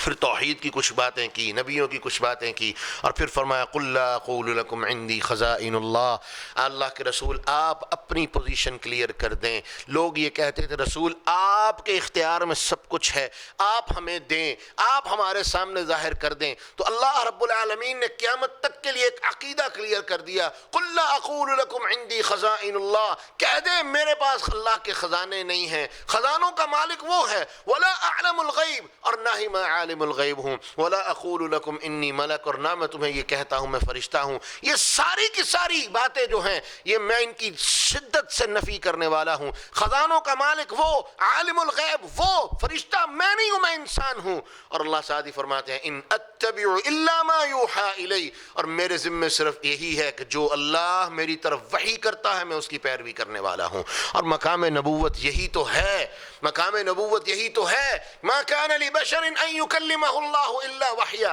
کسی انسان کے لیے لائق نہیں کہ اللہ جب بھی اس سے بات کرتا ہے وحی کے ذریعے کرتا ہے، اللہ جب بھی اس کو کوئی پیغام بھیجتا ہے وحی کے ذریعے بھیجتا ہے۔ اور ساتھ ہی اللہ فرما دیتے ہیں قل هل يستوي الاعمى والبصير، وہ یہ دعوے کرنے والا ہے، وہ یہ سوچ رکھنے والا ہے کہ رسول عالم الغیب ہیں، رسول مختار کل ہیں، رسول کے اختیار میں سب کچھ ہے، وہ اندھا ہے، اور بصیرت والا کون ہے جو اس حقیقت کو تسلیم کر لے کہ ساری چیزوں کا مالک میرا اللہ ہے اور محمد اللہ کے بندے اور رسول ہیں صلی اللہ علیہ وسلم۔ اس کے بعد اللہ رب العالمین فرماتے ہیں وَإِذَا جَاءَكَ الَّذِينَ يُؤْمِنُونَ بِآيَاتِنَا، وہ لوگ جو آپ کی آیتوں پر ایمان لاتے ہیں، جب وہ آپ کے پاس آئیں تو آپ ان کی حوصلہ افزائی کیا کریں۔ کیا کہا کریں؟ قل سلام علیکم، سلامتی ہو تمہارے اوپر، کتب ربکم علی نفسہ الرحمہ، تمہارے رب نے اپنی ذات پر اور تمہارے لیے اپنی رحمت کو لازم کر دیا ہے۔ اور ساتھ ہی فرما دیا انہ من عمل منکم سوءا بجہالہ ثم تاب من بعده واصلح فانه غفور رحیم۔ سب سے بڑا پیغام یہ ہے، اسلام لاؤ گے پچھلی زندگی کے گناہ معاف، اسلام میں رہتے ہوئے تم سے کوئی غلطی ہو گئی، جہالت ہو گئی، تم نے ظلم کر لیا، تم نے زیادتی کر لی، اس کے بعد تم نے توبہ کر لی اور اپنے عمل کی اصلاح کر لی، تو اللہ تمہیں معاف فرما دے گا۔ یہی تو سب سے بڑی اسلام کی خوبصورتی ہے، یہی تو اسلام کا سب سے بڑا معیار ہے کہ پہلی زندگی وہ بھی معاف، اسلام میں رہتے ہوئے زندگی گزارو، توبہ کا دروازہ تمہارے لیے آخری سانس تک اللہ نے کھول دیا ہے۔ اس کے بعد اللہ رب العالمین بیان فرماتے ہیں وَكَذَلِكَ نُفَصِّلُ الْآيَاتِ، اسی طرح ہم اپنی آیتوں کو کھول کے بیان کرتے ہیں، وَلِتَسْتَبِينَ سَبِيلُ الْمُجْرِمِينَ، اتنی کھول کے بیان کر دیتے ہیں کہ واضح ہو جاتا ہے یہ تمہارا رستہ ہے اور اس کے مخالف تمہارے مجرمین اور تمہارے دشمنوں کا رستہ ہے۔ اپنے آپ کو اللہ والے رستے پہ رکھنا اور دشمنوں کے رستے سے دور رکھنا۔ اور اس کے بعد اللہ رب العالمین نے جو بات پیچھے چل رہی تھی اس کی نفی کر دی اور اصل عقیدہ بھی واضح کر دیا۔ پہلے نفی کروائی کہ رسول آپ نفی کر دیں کہ میں مالک نہیں ہوں، میں عالم الغیب نہیں ہوں، غیب جاننے والا نہیں ہوں، خزانوں کا مالک نہیں ہوں۔ اب کون ہے؟ وَعِندَهُ مَفَاتِحُ الْغَيْبِ لَا يَعْلَمُهَا إِلَّا هُ، غیب کی چابیاں، ان کے خزانے وہ صرف میرے اللہ کے پاس ہیں۔ لا يعلمها الا هو، اور اس کے علاوہ کوئی غیب نہیں جاننے والا۔ وَيَعْلَمُ مَا فِي الْبَرِّ وَالْبَحْرِ، خشکی اور بری میں، خشکی اور تری میں، سمندروں میں اور خشکیوں میں کیا کچھ چھپا ہوا ہے، زمین آسمان کے فضاؤں میں کیا کچھ چھپا ہوا ہے، وہ ساری کی ساری چیزیں جانتا ہے۔ کس حد تک جانتا ہے؟ وَلَا تَسْقُطُ مِن وَرَقَةٍ إِلَّا يَعْلَمُهَا، درخت سے جھڑنے والا ایک پتا پوری کائنات کے کسی کونے میں، کسی کھدرے میں، جہاں بھی کوئی درخت ہے اس کا ایک پتا اگر زمین پر گرتا ہے، وَلَا حَبَّةٍ فِي ظُلُمَاتِ الْأَرْضِ، وہ دانے جو تم کاش کے لیے زمین میں دفن کرتے ہو تم نہیں جانتے، تم نے اپنے ہاتھوں سے دفن کیے ہوتے ہیں۔ جہاں بھی تم دفن کرتے ہو، کروڑوں لوگ روزانہ ایسی چیزوں کو دفن کرتے ہیں، ساری کی ساری اس اللہ کے علم میں ہیں۔ وَلَا رَطْبٍ وَلَا يَابِسٍ إِلَّا فِي كِتَابٍ مُبِينٍ، اور جو رطب و یابس ہونے والا ہے وہ سب کا سب اللہ کے پاس لکھا ہوا لوح محفوظ پہ ایک روشن کتاب میں محفوظ ہے۔ اللہ اکبر۔ اس کے بعد اللہ رب العالمین بیان فرماتے ہیں وَهُوَ الْقَادِرُ عَلَىٰ أَن يَبْعَثَ عَلَيْكُمْ عَذَابًا مِّن فَوْقِكُمْ، لوگو اگر تم ان باتوں سے باز نہ آئے تو پہلے اللہ نے فرمایا وَهُوَ الْقَاهِرُ فَوْقَ عِبَادِهِ وَيُرْسِلُ عَلَيْكُمْ حَفَظًا، وہ اللہ اپنے بندوں پر محافظ ہے، وَيُرْسِلُ عَلَيْكُمْ حَفَظًا، اور تمہاری حفاظت کے لیے فرشتوں کو بھیجتا ہے۔ اور اس کے بعد اللہ رب العالمین فرماتے ہیں اگر تم باز نہ آئے تو قُلْ هُوَ الْقَادِرُ عَلَىٰ أَن يَبْعَثَ عَلَيْكُمْ، جس طرح وہ تمہاری حفاظت کرنے پر قادر ہے وہ اسی طرح اس بات پر قادر ہے ان یبعث علیکم عذابا من فوقکم او من تحت ارجلکم، وہ تمہارے اوپر سے تمہارے اوپر عذاب بھیج دے، نیچے سے عذاب بھیج دے، او یلبسکم شیعا ویذیق بعضکم بعض، تمہارے اوپر مصیبتیں، بھوک، پیاس، طرح طرح کی چیزوں کو مسلط کر دے۔ انظر کیف نصرف الآیات، میں کس طرح اپنی آیتوں کو پھیر پھیر کے تمہیں دکھاتا ہوں، لعلہم یفقہون، تاکہ تم سمجھ جاؤ، اچھی طرح اس بات کو سمجھ لو۔ ایک طرف میں تمہاری حفاظت کرنے والا بھی ہوں، حفاظت کروانے والا بھی ہوں، طاقتور ہوں، لیکن یاد رکھو یہ ان کے لیے ہے جو میرے مطیع اور فرما بردار ہیں، جو نافرمان ہو جائے گا تو ان کے لیے بھی پیغام واضح ہے۔ کیا پیغام ہے؟ وہ بھی سن لیں کہ میں ان کے اوپر آسمان سے اپنے عذاب کو نازل کر سکتا ہوں، آسمان سے اوپر اپنے ان کے لیے طرح طرح کی مصیبتیں نازل کر سکتا ہوں، زمین کو ان کے لیے پھاڑ سکتا ہوں کہ زمین میں زندہ درگور کر سکتا ہوں، جو چاہوں میں کرنے پر قادر ہوں، اور یہ ساری باتیں اس لیے سمجھا رہا ہوں کہ سمجھ جاؤ۔ اس کے بعد اللہ رب العالمین بیان فرماتے ہیں ابراہیم علیہ السلام، یہ ساری توحید کی باتیں چلتے چلتے آگے پھر ابراہیم علیہ السلام سید الموحدین کا قصہ آ گیا، جو موحدوں کے سردار تھے، سب سے بڑے موحد تھے۔ ان کی بات اللہ رب العالمین فرما رہے ہیں کہ وَإِذْ قَالَ إِبْرَاهِيمُ لِأَبِيهِ آذَرَ، کچھ لوگ ابراہیم علیہ السلام کے باپ کا نام تارح بیان کرتے ہیں۔ میرے بھائی، اب کا لفظ قرآن میں صرف باپ کے لیے ہی بلکہ پوری عربی میں باپ کے لیے ہی استعمال ہوتا ہے، چاچے پر، تائے پر، خالو پر، مامے پر کوئی ایسا لفظ استعمال نہیں ہوتا۔ اب کا لفظ قرآن میں یا پوری عربی میں جہاں بھی استعمال ہوا ہے وہ باپ کے معنی میں استعمال ہوا ہے، اور ابراہیم علیہ السلام کے باپ کا نام آزر ہی تھا۔ اور قرآن کہتا ہے وَإِذْ قَالَ إِبْرَاهِيمُ لِأَبِيهِ آزر، جب ابراہیم علیہ السلام نے اپنے باپ آزر کو کہا أَتَتَّخِذُ أَصْنَامًا آلِهَةً، یہ پورا قصہ میں آپ کے سامنے اختصار کے ساتھ بیان کرتا ہوں۔ اصل میں ہوا یہ کہ ابراہیم علیہ السلام ہر وقت اپنی قوم کو توحید کی دعوت دینے میں مصروف رہتے تھے، تو ابراہیم علیہ السلام نے ایک ڈیفرنٹ طریقے کے ساتھ توحید لوگوں کو سمجھانے کی ٹھانی اور سوچی۔ تو اپنے باپ کو کہا اے ابا جان، آپ بتوں کی پوجا کرتے ہیں، جبکہ حقیقت یہ ہے کہ میں آپ کو بھی اور آپ کی قوم کو بھی گمراہی میں دیکھتا ہوں۔ اور ان کی قوم صرف بتوں کی پوجا نہیں کرتی تھی، ستاروں کی، سورج کی، چاند کی، ہر چیز کی پوجا کرتی تھی۔ تو ابراہیم علیہ السلام جب قوم ستاروں کی پوجا کے لیے اکٹھی ہوتی تو وَكَذَلِكَ نُرِي إِبْرَاهِيمَ مَلَكُوتَ السَّمَاوَاتِ وَالْأَرْضِ، ابراہیم علیہ السلام کو ہم نے آسمان اور زمین کی بادشاہیاں سمجھائیں، دکھائیں۔ تو ابراہیم علیہ السلام نے قوم کو پھر سمجھانے کی ٹھانی تو کیا کہا، ایک رات ستارے دیکھے تو قال هذا ربی، کہا یہ میرا ستارہ رب ہے۔ یہ ثریا ستارے کی باتیں چل رہی ہیں نا، مفسرین نے لکھا یہ ثریا ستارہ ہی تھا، یہ ثریا ستارے کی بات تھی، بڑا روشن واضح پورے آسمان پہ بالکل منفرد ستارہ، جبکہ ثریا ستارے کے بارے میں جو حدیثیں بیان کی جا رہی ہیں ان کی کوئی حقیقت نہیں ہے۔ مسند احمد کی روایت سخت ضعیف روایت ہے، امام ابن الجوزی اور امام البانی رحمہم اللہ جمیعا نے اس روایت کو صرف ضعیف نہیں بلکہ موضوع تک کہہ دیا ہے، یہ جھوٹی روایت ہے، اور تم اس سے امت کے ایک بہترین معاملے کا فیصلہ کرنے والے ہو۔ اور دوسری بات یاد رکھو، یہ ستاروں کے چڑھنے سے، ستاروں کے غروب ہونے سے، یہ ابراہیم علیہ السلام ہمیں سکھا گئے کسی کو کوئی فرق نہیں پڑتا۔ ستارہ نظر آیا، کہا ھذا ربی، یہ میرا رب ہے۔ فلما افل قال لا احب الآفلین، وہ اللہ کے حکم کے تابع جب میرے مالک نے حکم دیا وہ غروب ہو گیا تو ابراہیم علیہ السلام کہنے لگے کہاں گیا ہے یہ ستارہ، کہاں گیا ہے، مجھے مدد چاہیے، میرے سامنے آئے۔ کہا وہ تو غروب ہو گیا ہے، تو کہا لا احب الآفلین، جو غروب ہو جائے میں ان سے محبت نہیں کرتا۔ اگلا دن ہوا تو چاند دیکھا، فلما رأى القمر بازغا قال هذا ربی،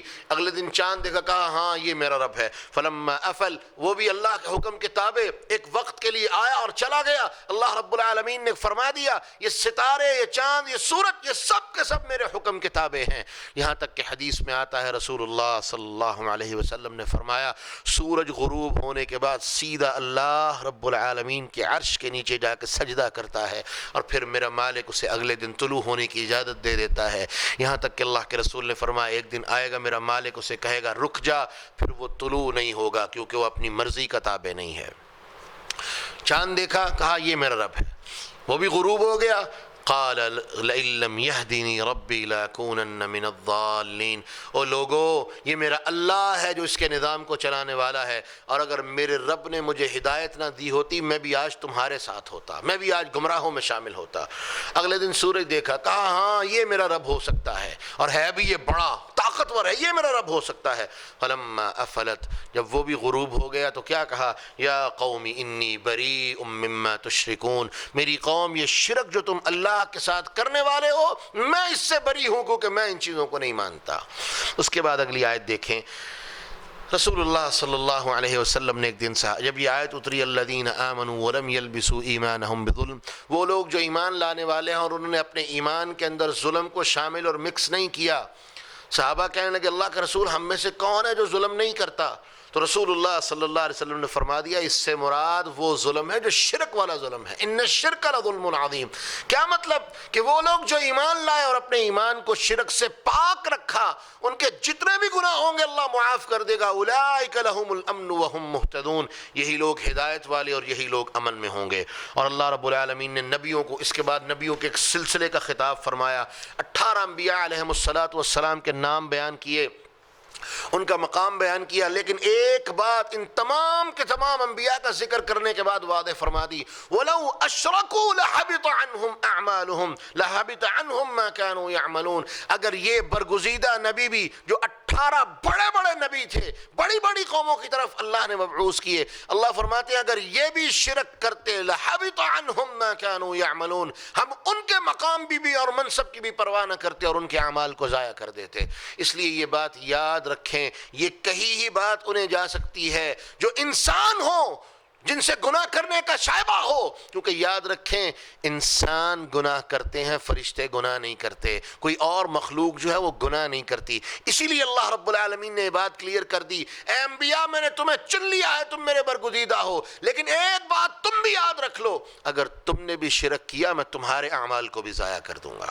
اس کے بعد اللہ رب العالمین نے انبیاء علیہم الصلاۃ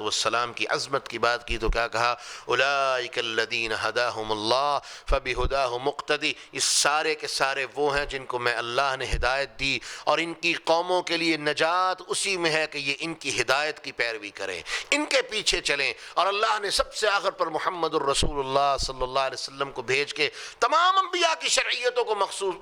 منسوخ کر دیا۔ ہمارا ایمان ہے ان انبیاء پر، ان کی شرعیتوں پر، ان کی کتابوں پر، لیکن عمل اور بات آج سکہ اگر چلے گا تو وہ محمد الرسول اللہ صلی اللہ علیہ وسلم کا چلے گا۔ اور اس کے بعد اللہ رب العالمین بیان فرماتے ہیں ومن اظلم ممن افترى على الله كذبا، اس شخص سے بڑا ظالم کون جو اللہ کی ذات پر جھوٹ باندھے اور یہ کہے او قال اوحی الی ولم یوحى الیہ شیء، یا یہ دعویٰ کر دے، جھوٹا نبوت کا دعویٰ کر دے، یہ غلام احمد قادیانی ملعون، اس کے ماننے والے ملعون، جو یہ جھوٹا دعویٰ کر دے اللہ نے میری طرف وحی کی اور اللہ نے اس کی طرف کوئی وحی نہ کی ہو، اس سے بڑا ظالم کون ہو سکتا ہے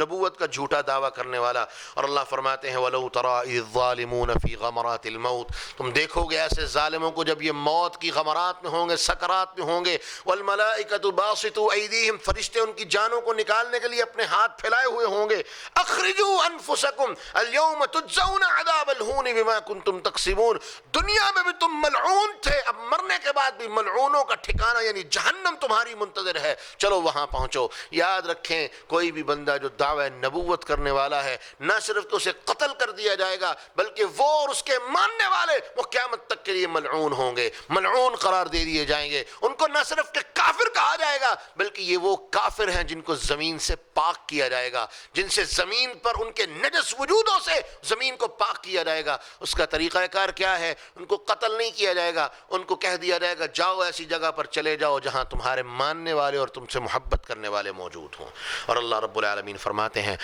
وَلَقَدْ جِئْتُمُونَا فُرَادًا كَمَا خَلَقْنَاكُمْ أَوَّلَ مَرَّةٍ، لوگوں قیامت کے دن تمہاری پیشی اس طرح ہوگی کہ تم اکیلے اکیلے آؤ گے جس طرح ہم نے تمہیں اکیلے اکیلے پیدا کیا تھا۔ وَمَا نَرَىٰ وَتَرَكْتُم مَّا خَوَّلْنَاكُمْ وَرَاءَ ظُهُورِكُمْ، اور جو کچھ تمہارے پاس تھا وہ سب کا سب تم پیچھے چھوڑ کے آؤ گے۔ وَمَا نَرَىٰ مَعَكُمْ شُفَعَاءَكُمُ الَّذِينَ زَعَمْتُمْ أَنَّهُمْ فِيكُمْ شُرَكَاء، کوئی دوست، کوئی پیر، کوئی ولی، کوئی قطب، کوئی ابدال، کوئی بھی جن کے بارے میں تمہارے دعوے تھے کہ ان کی محبت کل قیامت کے دن اللہ کے ہاں ہمیں فائدے دے گی، کل قیامت کے دن یہ ہمارے سفارشی ہوں گے، کوئی بھی وہاں تمہیں سفارشی نہیں آئے گا۔ لَقَدْ تَقَطَّعَ بَيْنَكُمْ وَضَلَّ عَنْكُمْ مَا كُنْتُمْ تَزْعُمُونَ، سارے کے سارے تعلقات ختم، رشتے کٹ گئے، تعلق کٹ گئے، اور وہ جو تم گمان کرتے تھے وہ سارے کے سارے غلط ہو گئے۔ قیامت کا منظر اللہ بیان فرما رہے ہیں، اور اگر کوئی دنیا میں نہ سمجھ سکے یاد رکھیں قیامت کے دن اگر کام آئے گا تو صرف اللہ کی رحمت کام آئے گی۔ خود اللہ کے رسول بیان فرماتے ہیں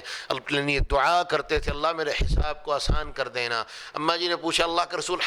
حساب اور آسان یہ کیا بات ہوئی؟ کہا اللہ جس پر اپنی نظر کرم کر دے گا اس کے حساب کو آسان کر دے گا، اس کے حساب کو یوں ہی دیکھ کے کہے گا جاؤ، حالانکہ وہ جانتا ہوگا، اور جس کے حساب کے بارے میں اللہ نے تفتیش اور تحقیق شروع کر دی، سوال جواب شروع کر دیے، وہ فرمایا وہ مارا گیا۔ اللہ ہم سے اپنی رحمتوں کا معاملہ فرمائے۔ اس کے بعد اللہ رب العالمین نے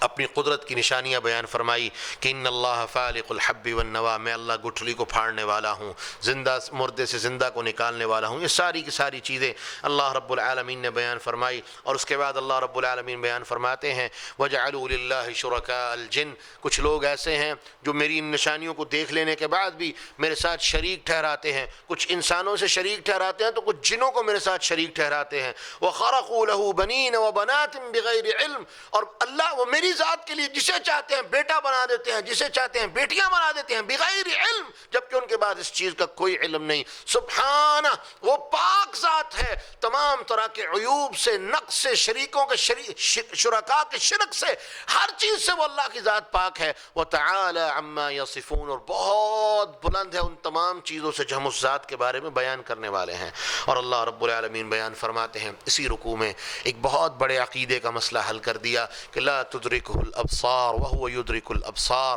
کوئی انسان کی آنکھ اسے دیکھ نہیں سکتی، ہاں وہ انسانوں کی آنکھوں کے ہیر پھیر کو ضرور دیکھتا اور جانتا ہے۔ یہی آیت اماں جی عائشہ نے تلاوت کی تھی رضی اللہ عنہا، جب کسی کہنے والے نے کہا اور پوچھنے والے نے پوچھا اماں جی کیا اللہ کے رسول نے اللہ کو دیکھا تھا، اور اماں جی نے یہی سوال خود رسول اللہ صلی اللہ علیہ وسلم سے کیا تھا، اے اللہ کے رسول کیا اللہ نے آپ کو دیکھا تھا؟ کہا عائشہ کیسے دیکھ سکتا ہوں، تو نے قرآن نہیں پڑھا؟ اللہ فرماتے ہیں لا تدرکہ الابصار وہو یدرک الابصار، کوئی آنکھ اسے دیکھ نہیں سکتی، ہاں وہ آنکھوں کو ہیر پھیر کو جانتا ہے۔ اور یہاں کہنے والے کہتے ہیں جب اللہ کے رسول وہاں گئے، اللہ عرش پہ تھا، رسول نیچے تھے، اب مصطفیٰ کو کہا تو آگے آ، اللہ نے کہا میں نیچے آؤں تو میری خدائی جاتی ہے، مصطفیٰ نے کہا اگر میں اوپر آؤں تو میری مصطفیات جاتی ہے، انا للہ و انا الیہ راجعون۔ اور درمیان میں ایک ہاتھ آیا، وہ ہاتھ سیدنا علی کا تھا، مندرا تھا اس ہاتھ میں، اس ہاتھ نے اللہ کو پکڑا، ادھر سے رسول کو پکڑا، دونوں کو ملا دیا، انا للہ و انا الیہ راجعون۔ اتنا بڑا شرک، اتنا بڑا شرک، اتنا بڑا شرک اللہ کی ذات کے ساتھ اور مصطفیٰ کی ذات پر بہتان، جبکہ مصطفیٰ علیہ السلام فرماتے ہیں میں معراج کی رات اللہ کے عرش کے نیچے جا کے بیٹھا، میرے اور اس کے درمیان پردے تھے، میرے اور اس کے درمیان پردے حائل تھے، اور اس اللہ نے عرش سے میرے ساتھ خطاب کیا تو پردوں کے پیچھے سے کیا، میں نے اس کو اپنی آنکھ سے نہیں دیکھا۔ مولوی طارق جمیل بھی یہی واقعہ بیان فرماتے ہیں، شیعہ بھی یہی واقعہ بیان کرتے ہیں۔ مجھے بتاؤ ان میں اور ان میں کیا فرق ہے، جبکہ قرآن کہہ رہا ہے لا تدرکہ الابصار وہو یدرک الابصار، کوئی آنکھ اسے دیکھ نہیں سکتی، ہاں وہ آنکھوں کی دیکھنیوں کو دیکھتا ہے۔ اور پھر فرما دیا قد جاءکم بصائر من ربکم، تمہارے رب کی طرف سے روشن دلیلیں آ چکی ہیں، من ابصر فلنفسہ، جو ان سے عبرت پکڑ لے گا اپنے آپ کے لیے پکڑے گا، جو ان کو سمجھ لے گا دیکھنے کے بعد ایمان لے آئے گا اپنے آپ کے لیے لائے گا، ومن عمی فعلیہا، اور جو جان بوجھ کے اپنے آپ کو اندھا کر لے گا اس کے اوپر اس کا وبال ہے۔ اللہ ہمیں اس سے محفوظ فرمائے۔ اس کے بعد اللہ رب العالمین نے اس پارے کی ہماری آخری آیت، اللہ رب العالمین نے منع فرما دیا وَلَا تَسُبُّ الَّذِينَ يَدْعُونَ مِن دُونِ اللَّهِ، بے شک وہ معبودان باطل، جھوٹے خدا جن کو یہ اپنا رب مانتے ہیں، ان کے جھوٹا ہونے کے باوجود بھی تم نے ان کو برا نہیں کہنا، ان کو گالی نہیں دینی۔ کیونکہ وہ بدلے میں عناد رکھتے ہوئے، بدلے میں ضد کرتے ہوئے، بدلہ اتارتے ہوئے وہ تمہارے سچے رب کو گالیاں نکالنا شروع کر دیں گے۔ اس مثال کو سمجھنے کے لیے بالکل ایسے ہی سمجھ لیں، رسول اللہ صلی اللہ علیہ وسلم نے فرمایا جب بندہ کسی کو گالی دیتا ہے گویا کہ وہ اپنے ماں باپ کو گالی دیتا ہے۔ صحابہ نے کہا اللہ کے رسول کوئی اپنے ماں باپ کو گالی کیسے دے گا؟ فرمایا جب تم اس کے ماں باپ کو گالی دو گے تو جواب میں وہ تمہارے ماں باپ کو گالی دے گا، تو اصلاً تم نے اپنے ماں باپ کو ہی گالی دلوائی ہے۔ تو پتہ یہ چلتا ہے تم ان کے معبودان باطلہ کو برا کہو گے، تم انہیں برا نہیں کہہ رہے بلکہ تم نے انڈائریکٹ اللہ کو برا کہا ہے، کیونکہ جواباً وہ دشمنی کرتے ہوئے اللہ کو برا کہیں گے۔ اس لیے اس عمل سے مومنوں کو منع کر دیا گیا۔ ہاں اتنا ہی کافی ہے کہ یہ جھوٹے ہیں، بات ختم، ہم ان کے اوپر ایمان نہیں لاتے۔ اس کے بعد اللہ فرماتے ہیں 8ویں پارے کی پہلی آیت، اللہ فرماتے ہیں اگر ہم ان کے لیے فرشتوں کو بھی نازل کر دیں، مردوں کو زندہ کر کے ان سے کلام بھی کروا دیں، جو یہ مطالبہ کریں ان کے سامنے جمع کر دیں، ما کانوا لیؤمنوا، یہ ایمان لانے والے نہیں ہیں، الا ان یشاء اللہ، ہاں جس کے بارے میں اللہ فیصلہ فرمائے وہ ضرور ایمان لے آئے گا۔ کچھ لوگ ہوتے ہیں جو ایمان لے آتے ہیں لیکن اکثریت ان ایسے لوگوں کی ہوتی ہے جو ایمان نہیں لاتے۔ اس کے بعد اللہ رب العالمین نے ایک بہت بڑا قاعدہ بیان فرما دیا۔ یہ قاعدہ اتنی کھلی بات قرآن مجید کی اور واضح پیغام ان لوگوں کے لیے جو یہ سمجھتے ہیں کہ وہ اور ان لوگوں کا طریقہ درست ہے جو تعداد میں، عدد میں، گنتی میں زیادہ ہوں، جبکہ اللہ کیا فرما رہے ہیں وَإِن تُطِعْ أَكْثَرَ مَنْ فِي الْأَرْضِ يُضِلُّوكَ عَنْ سَبِيلِ اللَّهِ، اگر تم اکثریت کے پیچھے چلو گے، زمین کے اندر رہنے والے لوگوں کی میجورٹی جو کام کر رہی ہے اس کام کو درست سمجھتے ہوئے اس کے پیچھے چلو گے تو جان لو یضلوک عن سبیل اللہ، حقیقت یہ ہے کہ وہ خود بھی گمراہ ہیں، تمہیں بھی اللہ کے رستے سے گمراہ کر دیں گے۔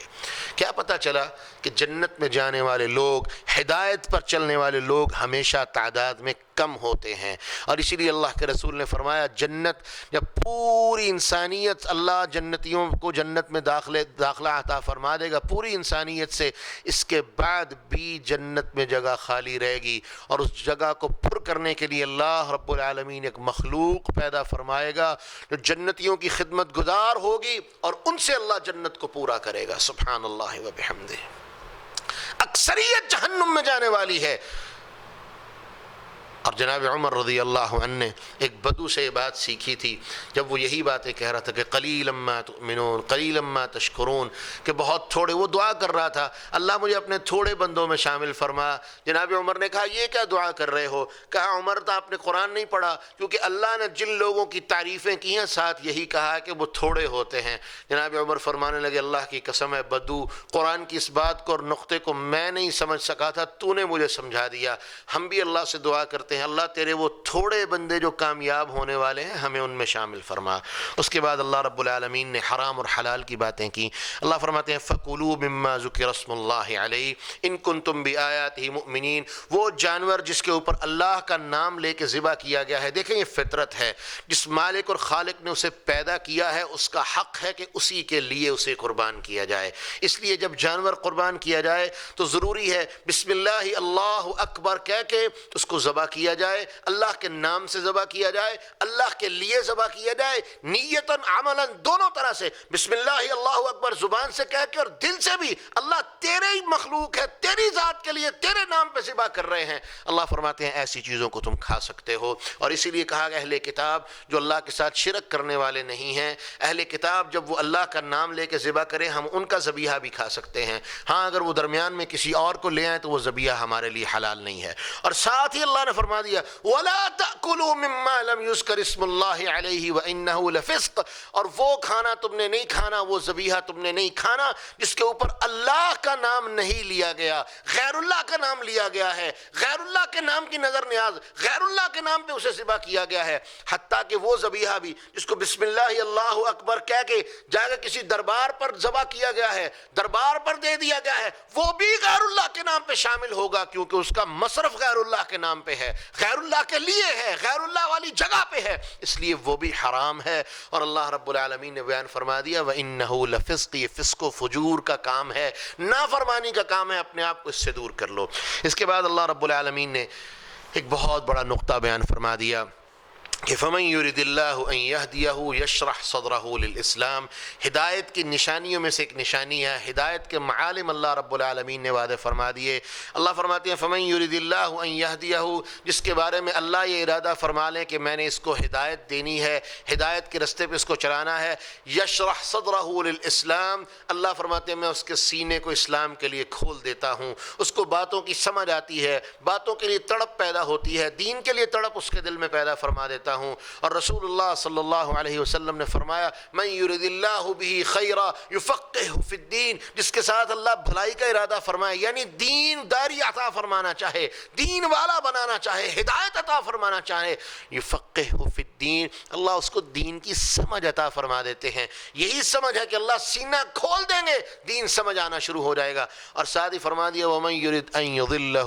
یجعل صدرہ ضیقا حرجا، اور جس کو اللہ گمراہ کرنا چاہیں، جس کو اللہ ذلیل و رسوا کرنا چاہیں، اس کے سینے کو تنگ کر دیتے ہیں، اس کے سینے کو بند کر دیتے ہیں، اس کو سمجھ نہیں آتی، وہ دین کی باتوں کے بارے میں اندھا ہو جاتا ہے، جتنی مرضی باتیں آپ اس کو سمجھا لیں وہ سمجھنے والا نہیں ہوگا۔ اللہ رب العالمین بیان فرماتے ہیں اور اللہ نے مثال دی کذالک یجعل اللہ الرجس علی الذین لا یؤمنون، اسی طرح اللہ وہ غلاظت اور گندگی جو کفر والی گندگی ہے، شرک والی گندگی ہے، انہی لوگوں کا سر پر ڈال دیتا ہے جو ایمان نہیں لاتے۔ اور اللہ رب العالمین بیان فرماتے ہیں وَيَوْمَ يَحْشُرُهُمْ جَمِيعًا، اللہ سب کے سب لوگوں کو، انسانوں کو، جنوں کو قیامت کے دن جمع کرے گا، اور اللہ رب العالمین اس دن پوچھیں گے یا معشر الجن قد استکثرتم من الانس، اے جنوں کی جماعت تم انسانوں سے طرح طرح کی مدد لیتے تھے، ان سے مدد طلب کرتے تھے، وقال اولیاءہم من الانس، اور ان کے جو انسانوں میں سے دوست ہوں گے وہ کیا کہیں گے اللہ ہم مدد نہیں کرتے تھے، ہم ان کا کام نہیں کرتے تھے، نوکری نہیں کرتے تھے، غلامی نہیں کرتے تھے، بلکہ کیا کرتے تھے ربنا استمتع بعضنا ببعض، اللہ ہم ایک دوسرے کی مدد کرتے تھے، ہیلپ کرتے تھے، وبلغنا اجلنا الذی اجلت لنا۔ حسن بصری رحمہ اللہ بیان فرماتے ہیں کہ یہ ایک دوسرے کی مدد کرنا کیسے کہ جن ان کو غلط کاموں کا حکم دیتے انسان ان کی تابع داری کرتے ہوئے غلط کام کرتے تھے، تو اللہ رب العالمین بیان فرماتے ہیں جب یہ ہمارے سامنے اکٹھے ہو گئے، اللہ رب العالمین ان کے سامنے ہر چیز کو ظاہر کر دیا، تو فرشتوں نے اعتراف کیا وَبَلَغْنَا أَجَلَنَا الَّذِي أَجَّلْتَ لَنَا، اے اللہ ہم نے جو کیا ہمیں اس کا اعتراف ہے، ہم اپنی اجل کو پہنچ چکے ہیں، اللہ ہمیں ہمارا انجام سامنے نظر آ رہا ہے، ہم اس بات کا اعتراف کرتے ہیں ہم نے ایسا کیا ہے۔ اللہ رب العالمین فرمائیں گے قَالَ النَّارُ مَثْوَاكُمْ، جاؤ جہنم میں چلے جاؤ، وہ تمہارا ٹھکانہ ہے۔ اس کے بعد اللہ رب العالمین انسانوں اور جنوں کو مخاطب ہو کے فرما رہے ہیں کیا تمہارے پاس میرے رسول نہیں آئے تھے؟ یقصون علیکم آیاتی، میری آیتیں تم پر پڑھتے تھے، وینذرونکم لقاء یومکم ھذا، اور تمہیں آج کے دن کی اس ملاقات سے ڈراتے تھے۔ تو فرشتوں نے کہا، جن کیا کہیں گے؟ شہدنا علی انفسنا وغرتہم الحیات الدنیا، اللہ بالکل ہم نے ایسا کیا ہے اور ہم اپنے آپ پر اپنے آپ کو ہی گواہ بناتے ہیں، انسان کی طرح جھوٹ یا ہیلے بہانے نہیں کریں گے، سیدھا سیدھا اپنے جرم کا اعتراف کریں گے اللہ، اور ساتھ کہیں گے غرتہم الحیات الدنیا، اللہ دنیا کی زندگی نے ہمیں دھوکے میں ڈال دیا تھا، وشہدوا علی انفسہم، اور وہ اپنے آپ کے بارے میں اس بات کی گواہی دیں گے انہم کانوا کافرین، کہ بے شک یہ کفر کرنے والے تھے۔ اللہ رب العالمین ہمیں اس دن کی ندامت سے محفوظ فرمائے۔ اس کے بعد اللہ رب العالمین بیان فرماتے ہیں یہودیوں کی کچھ باتیں چل نکلی ہیں، تو اللہ رب العالمین اور مشرکین مکہ کے طرز عمل کی بات چل نکلی ہے، تو وہ کیا ہے؟ اللہ رب العالمین بیان فرماتے ہیں وَجَعَلُوا لِلَّهِ مِمَّا ذَرَأَ مِنَ الْحَرْثِ وَالْأَنْعَامِ نَصِيبًا فَقَالُوا هَذَا، وہ ہر کوئی مشرکین مکہ اور یہود دونوں کا یہ طرز عمل تھا، جو بھی ان کی کوئی کھیتی ہوتی اور جانور ہوتے، ان میں سے کھیتی میں سے بھی اور جانوروں میں سے بھی ایک حصہ مقرر کرتے تھے، اور کیا کہتے تھے؟ هَذَا لِلَّهِ بِزَعْمِهِمْ وَهَذَا لِشُرَكَائِنَا، یہ حصہ اللہ کے لیے ہے، اور اللہ کہتے ہیں وہ میرے لیے نہیں ہوتا تھا، یہ ان کا صرف گمان تھا، وہ ایسا سوچتے تھے، حقیقت ایسی نہیں تھی۔ وَهَذَا لِشُرَكَائِنَا، اور یہ ہمارے جو اللہ کے ساتھ ہم نے شریک بنا رکھے ہیں ان کے لیے ہے۔ اور اللہ فرماتے ہیں فَمَا كَانَ لِشُرَكَائِهِمْ فَلَا يَصِلُ إِلَى اللَّهِ، جو اللہ کے لیے، جو انہوں نے اپنے شرکاء کے لیے رکھا ہوتا تھا، وہ اللہ کو کبھی نہیں پہنچا، نہ وہ کبھی پہنچ سکتا ہے کیونکہ وہ اللہ کے لیے تھا ہی نہیں۔ وَمَا كَانَ لِلَّهِ فَهُوَ يَصِلُ إِلَى شُرَكَائِهِمْ، بلکہ وہ اتنے ظالم تھے جو اللہ کے نام کا چھوڑتے، اللہ کے لیے نام، اللہ کے نام کا کہتے، اسے بھی نکال کے مشرکین کے حصے میں، اپنے شرکاء کے حصے میں ڈال دیتے، اور ساتھ کہتے اللہ کو ان چیزوں کی کیا ضرورت ہے، اللہ تو مستغنی اور بے پرواہ ہے۔ ہاں اللہ مستغنی اور بے پرواہ ہے، لیکن اللہ تمہارے تقوی کو چیک کرتا ہے، اسی لیے اللہ نے فرما دیا نہ مجھے گوشت چاہیے نہ خون چاہیے، میں تمہارے تقوی کو دیکھنا چاہتا ہوں کہ تم کتنا تقوی اختیار کرنے والے ہو۔ اور یہ تھا ان مشرکین مکہ کا اور یہودیوں کا تقوی کہ اللہ کے لیے ایک چیز مقرر کرتے اور کہتے یہ اللہ کے لیے ہے، لیکن بعد میں اٹھا کے وہ بھی شرکاء کے نام پہ اور غیر اللہ کے نام پہ دے دیتے۔ اللہ تعالیٰ اللہ ہمیں محفوظ فرمائے۔ اور اس کے بعد اللہ رب العالمین بیان فرماتے ہیں وَكَذَلِكَ زَيَّنَ لِكَثِيرٍ مِّنَ الْمُشْرِقِينَ قَتْلَ أَوْلَادِهِمْ، یہاں تک تو بات رہتی ٹھیک تھی، یہاں تک کہ کئی بدبخت ایسے تھے اس زمانے میں بھی اور آج کے زمانے میں بھی، وہ صرف کھیتی سے اور جانوروں سے حصہ دینے والے نہیں تھے، بلکہ وہ کیا کرتے تھے؟ اپنی اولادوں کو غیر اللہ کے نام پر ذبح کر دیتے تھے۔ ابھی چند دن پہلے کی بات ہے، سرگودا میں ایک واقعہ ہوا، ایک بدبخت نے اپنے پیر کے کہنے پہ اپنے بچے کو ذبح کر دیا۔ انا للہ و انا الیہ راجعون۔ اللہ رب العالمین بیان فرماتے ہیں ایسا وہ کیوں کرتے تھے؟ کیونکہ ہم نے ان کے ان عمل کو مزین کر دیا تھا، گمراہی کی انتہا کو وہ پہنچ چکے تھے، اور ان کو ایسا کرنا بھی برا محسوس نہیں ہوتا تھا۔ جب دلوں پہ مہرے لگ جائیں، جب دلوں پر پردے پڑ جائیں، دلوں پر مہرے لگ جائیں، تو انسان کو بڑے سے بڑا گناہ بھی محسوس نہیں ہوتا، اس کی شدت کا احساس اس کے اندر سے اللہ ختم فرما دیتے ہیں۔ اس کے بعد اللہ رب العالمین بیان فرماتے ہیں ان کا ایک اور طرز عمل جو اللہ کی ذات پر بہتان باندھتے تھے۔ اللہ فرماتے ہیں وہ کہتے تھے وَقَالُوا هَذِهِ أَنْعَامٌ وَحَرْثٌ حِجْرٌ لَا يَطْعَمُهَا إِلَّا مَن نَّشَاءُ بِزَعْمِهِمْ، کہ یہ کھیتی اور یہ جانور ان میں سے جو ہم نے روکا ہے، لا يطعمها الا من نشاء بزعمهم، صرف وہی کھا سکتا ہے جس کے بارے میں ہم چاہیں گے، اور یہ ان کا اپنا گمان تھا، جبکہ وہ اس کا الزام اللہ کی ذات پر دیتے تھے کہ ہمیں اللہ نے ایسا کہا ہے، اللہ یہ کہتا ہے ایسے کرو، جبکہ اللہ نے کبھی بھی ایسا نہیں کہا تھا۔ اللہ رب العالمین فرماتے ہیں ان میں ایسے جانور بھی ہوتے تھے حرمت ظہورها، جن کی وہ پشتیں اپنے لیے حرام کر لیتے تھے کہ ان پر سواری نہیں کریں گے، وانعام لا یذکرون اسم اللہ علیہ، اور ایسے جانور بھی ہوتے تھے جن کے اوپر اللہ کا نام نہیں لیا گیا ہوتا تھا، یعنی وہ مر جاتے تھے، وہ بھی وہ کھا لیتے تھے، اور جس کے بارے میں ان کا فیصلہ ہوتا کہ یہ کھائے گا یہ نہیں کھائے گا، وہ کھائے گا وہ نہیں کھائے گا، جس طرح وہ چاہتے کرتے اور اس کی نسبت اللہ کی طرف کر دیتے۔ اللہ فرماتے ہیں سیجزیہم بما کانوا یفترون، یہ سب کے سب جو وہ اللہ کی ذات کی طرف بہتان اور جھوٹ باندھتے تھے، اللہ فرماتے ہیں من قریب اور ہم ان کو ان کی سزا دیں گے۔ اور اس کے بعد ایک اور ان کا بڑا جرم اسی کی تفسیر میں اللہ بیان فرماتے ہیں کہ وَقَالُوا مَا فِي بُطُونِ هَذِهِ الْأَنْعَامِ، یہ وہ جانور جو غیر اللہ کے نام پر وہ خاص کرتے تھے، ان کے بارے میں ان کی رائے کیا ہوتی تھی، سوچ کیا ہوتی تھی؟ مَا فِي بُطُونِ هَذِهِ الْأَنْعَامِ خَالِصَةٌ لِذُكُورِنَا، ان جانوروں کے پیٹوں میں جو ہے، سیدنا عبداللہ ابن عباس رضی اللہ عنہ بیان فرماتے ہیں اس سے مراد دودھ تھا کہ دودھ جتنا نکلے گا خالصۃ لذکورنا، یہ مرد پیئیں گے، ومحرم علی ازواجنا، ہماری عورتیں اس کو نہیں پیئیں گی۔ اور اس کے بعد فرماتے ہیں ان کی اگر بچہ وہ جنتی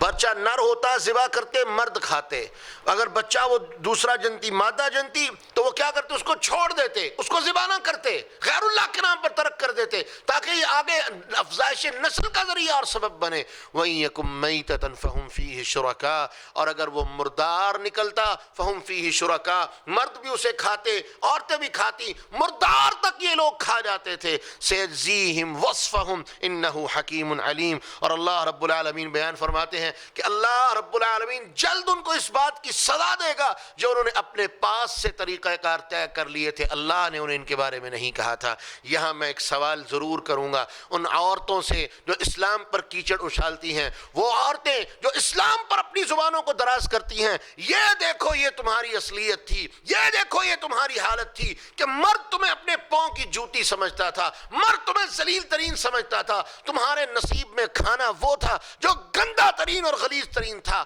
تمہارے نصیب کا کھانا وہ تھا جو سب سے گھٹیا تھا، تمہارے لیے زندگی کی آسائشیں وہ تھیں جو سب سے رذیل ترین اور گھٹیا ترین تھیں، لیکن اسلام کی شکل میں اللہ نے تمہیں عزت دی، اور آج اسلام کو چھوڑ کے تم اور رستوں سے عزتیں تلاش کرتی رہو گی۔ جان لو عزت اسلام میں ہے، اسلام کے علاوہ سب کچھ ذلت والی زندگی ہے۔ اللہ رب العالمین ہمیں اس سے محفوظ فرمائے۔ اور اس کے بعد اللہ رب العالمین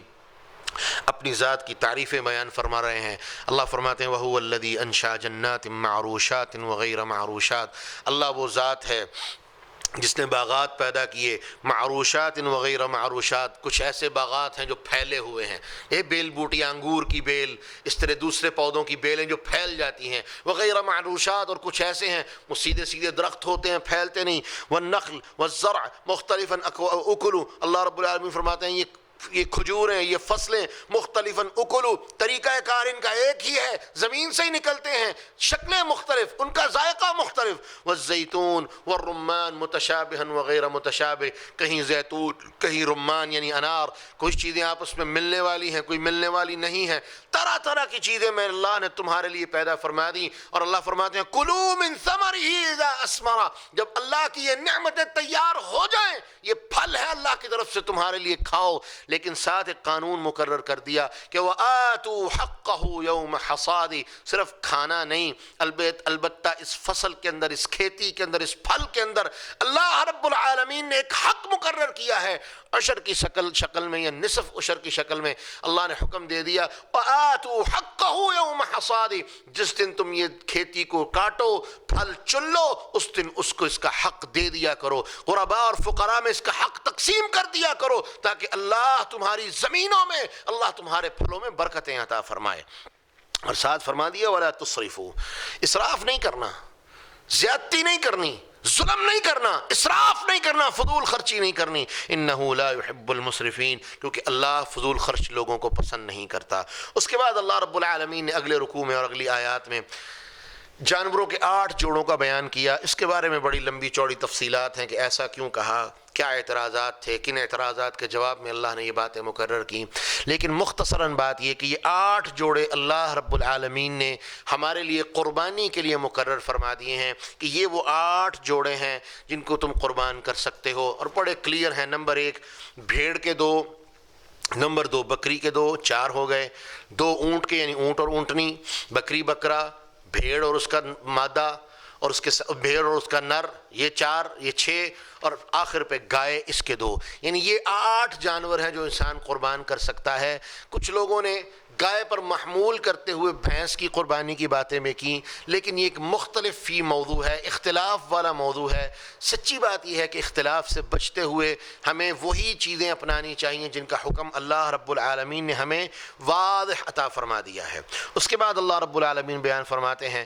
حرام چیزوں کا بیان۔ اللہ فرماتے ہیں قُلْ لَا أَجِدُ فِي مَا أُوحِيَ إِلَيَّ، میرے نبی ان کو کہہ دیجئے لا اجدو، نہیں میں پاتا اس چیز میں سے ما اوحی الی محرمہ، جو میری طرف وحی کی گئی ہے ان میں سے حرام، سوا کون کون سی چیزیں، یعنی ہر چیز اللہ نے حلال کی ہے سوائے ان چیزوں کے جو اللہ رب العالمین نے میری طرف وحی کر دی ہیں، ان چیزوں میں واضح کر دیا ہے کہ یہ چیزیں حرام ہیں، باقی سب کا سب تمہارے لیے حلال ہے۔ اس کے بعد اللہ رب العالمین حرام اور حلال کا بیان فرما رہے ہیں۔ اللہ رب العالمین بیان فرماتے ہیں میرے نبی نے کہہ دیجئے لا اجد فیما اوحی الی محرمہ، جو چیز میری طرف وحی کی گئی ہے اس میں میں کسی چیز کو حرام نہیں پاتا جو اس کے کھانے والے کے لیے حرام ہو، سوائے اس کے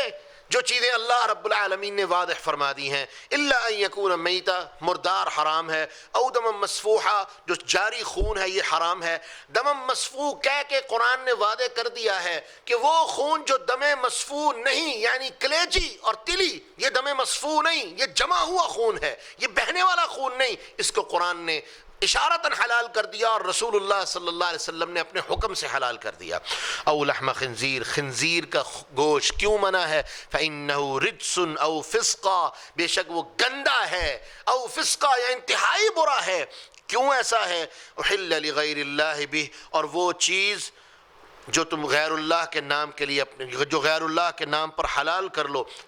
یہ بات یہاں پر ٹھہرے، فإنہ رجس، یہاں تک خنزیر کی بات مکمل ہو گئی کہ خنزیر کا گوشت اس لیے حرام ہے کہ وہ گندا ہے، اور آگے فرما دیا او فسقا احل لغیر اللہ بہ، یہ فسق و فجور کی بات ہے کہ وہ کھانا جس کے اوپر تم غیر اللہ کا نام لو، اس کو ذبح کرتے ہوئے غیر اللہ کی طرف اس کی نسبت کر دو، یہ فسق والا کام ہے، یہ اللہ نے بھی تمہارے لیے حرام کر دیا ہے۔ اور آگے فرما دیا وہی بات جو دوسرے پارے میں گزری تھی کہ جو بندہ عادی نہ ہو، مجبور اور لاچار ہو، اس کے پاس زندگی بچانے کے لیے کوئی رستہ نہ ہو، تو وہ صرف اتنا کھا سکتا ہے جس سے اس کی جان بچ جائے۔ اس کے بعد اللہ رب العالمین نے یہودیوں کی بات کی۔ اللہ فرماتے ہیں کہ ہم نے یہودیوں کے اوپر بطور جرمانہ، بطور سزا، بطور وعید ان کو ہم نے کچھ چیزوں سے منع کر دیا تھا۔ کل ذی ظفر، ناخنوں والے جانور تم نہیں کھاؤ گے۔ ومن البقر والغنم، جانوروں کے بارے میں اور بکریوں کے بارے میں اور گائے کے بارے میں ہم نے ان کو منع کیا تھا کہ تم نے ان کی چربی نہیں کھانی، چربی استعمال نہیں کرنی۔ الا حملت ظہورہما، ہاں جو چربی ان کی پشت پہ ہو وہ تم کھا سکتے ہو۔ اب الحوایا، یا ان کی انتڑیوں کے ساتھ یا ان کی جو اوجڑی ہوتی ہے اس کے ساتھ اگر کوئی چیز چپکی ہو تو وہ کھا سکتے ہو۔ او مختلط بعظم، یا وہ چربی، وہ شحم جو ہے جو ان کی ہڈیوں کے ساتھ چمٹی ہو وہ کھا سکتے ہو۔ باقی تمہارے اوپر ناخنوں والے اور چربی ہم نے تمہارے اوپر حرام کر دی تھی۔ جبکہ رسول اللہ صلی اللہ علیہ وسلم نے فرمایا لعن اللہ الیہود والنصارى، اللہ یہودیوں پر لعنت کرے، والنصارى کے لفظ نہیں، لعن اللہ الیہود، اللہ یہودیوں پر لعنت کرے، کیونکہ اللہ نے ان کے اوپر چربی کو حرام کیا تھا، لیکن انہوں نے کیا کیا، اس چربی کو کیا لے کے پگھلایا اور اس کے بعد اس کو بیچنا شروع کر دیا، جبکہ وہ حرام کر دی گئی تھی تو ہر طرح حرام تھی۔ انہوں نے حیلہ کیا۔ ہمارے بھی کئی بھائی آج کل ماشاءاللہ حیلہ کر کے بہت کچھ سیدھا کرنے کی کوشش کرتے ہیں، کبھی طلاق کی شکل میں حلالے کے ذریعے سے حیلے کرتے ہیں تو کبھی اور مسائل میں حیلے کرتے ہیں۔ یاد رکھیں حیلوں کے ذریعے سے حلال ہونے والے کام وہ حلال نہیں ہو سکتے، وہ حرام ہیں، ان کی بنیاد بھی حرام کے اوپر ہے۔ اللہ رب العالمین ہمیں اس سے محفوظ فرمائے۔ اس کے بعد اللہ رب العالمین بیان فرماتے ہیں سیقول الذین اشرکوا لو شاء اللہ ما اشرکنا،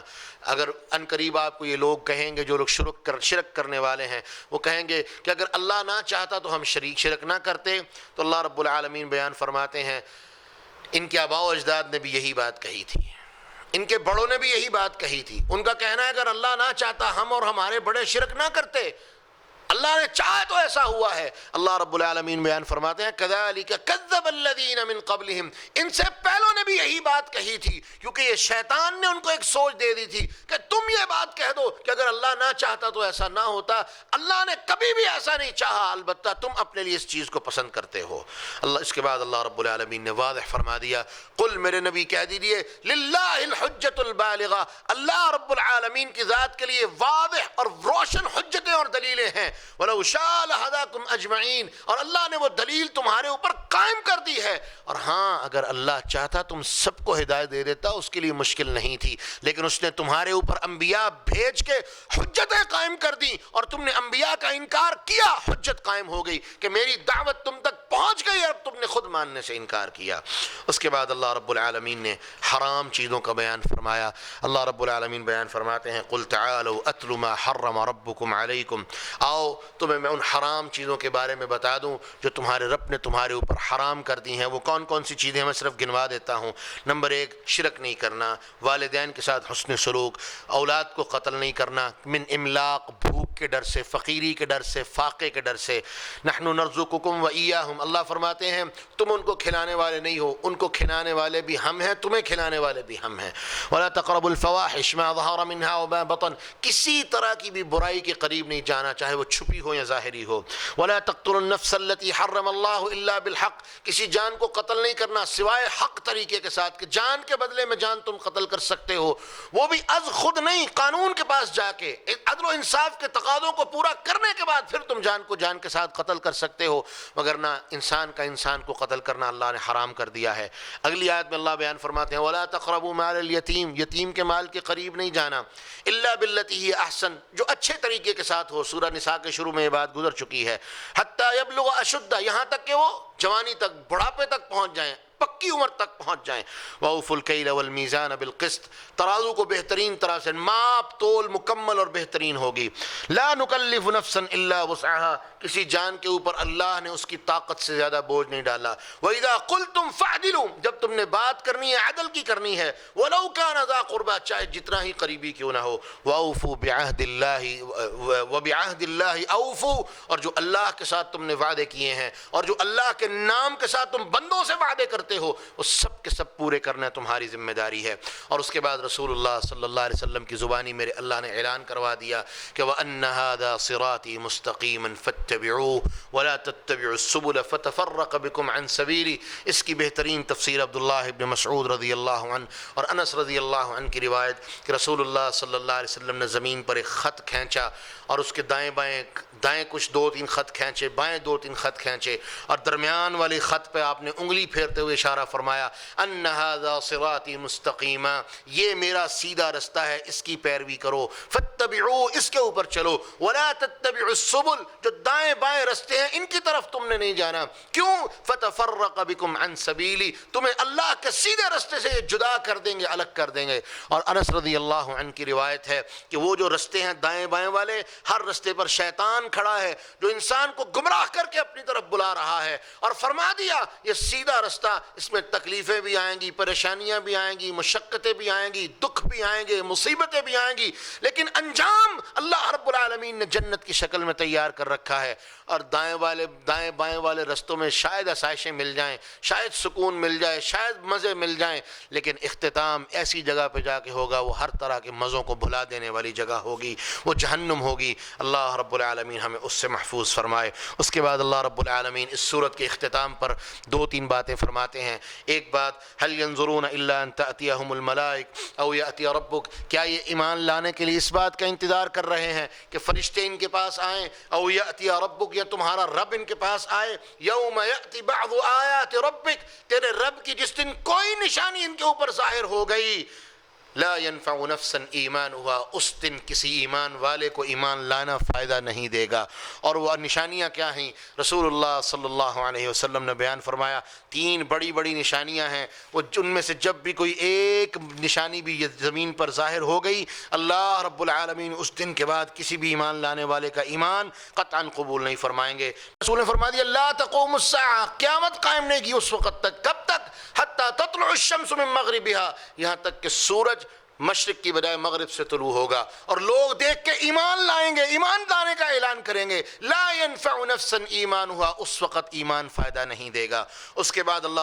رسول اللہ صلی اللہ علیہ وسلم نے فرمایا اس کے بعد دوسری نشانی ہوگی دابۃ الارض، زمین سے ایک جانور نکلے گا، اور تیسری نشانی ہوگی دجال۔ یہ 3 بڑی بڑی نشانیاں، اس نشانیوں کو دیکھنے کے بعد اگر کوئی ایمان لائے گا، لا ينفع نفسا ایمانها، اس کا ایمان اسے فائدہ نہیں دے گا۔ اس کے بعد اللہ رب العالمین العالمین بیان فرماتے ہیں من جاء بالحسنۃ فلہ عشر امثالها، لوگو اللہ اتنا مہربان ہے کہ ایک نیکی کے بدلے تمہیں 10 نیکیاں عطا فرمائے گا، اور اگر تم صرف نیکی کا ارادہ کر لو تمہارے نامہ اعمال میں ایک نیکی لکھوا دے گا۔ ومن جاء بالسیئۃ فلا یجزی الا مثلها، جو گناہ کرے گا اور اس کو اس کے گناہ کی سزا اور اس کے نامہ اعمال میں گناہ اتنا ہی لکھا جائے گا جتنا وہ کر کے آیا ہے۔ اور اس کے بارے میں بھی حدیث میں آتا ہے اللہ فرشتوں کو حکم دیتے ہیں رک جاؤ، انتظار کرو، ایک حدیث میں لفظ ہے 6 ساعات، 6 گھنٹے تک انتظار کرو، شاید کہ یہ توبہ کر لے، اور اگر یہ توبہ کر لیتا ہے اللہ وہ گناہ بھی نہیں لکھواتے اور توبہ کی وجہ سے اس کے نامہ اعمال میں نیکی لکھوا دیتے ہیں۔ اللہ رب العالمین ہمیں نیکی کا حریص بنائے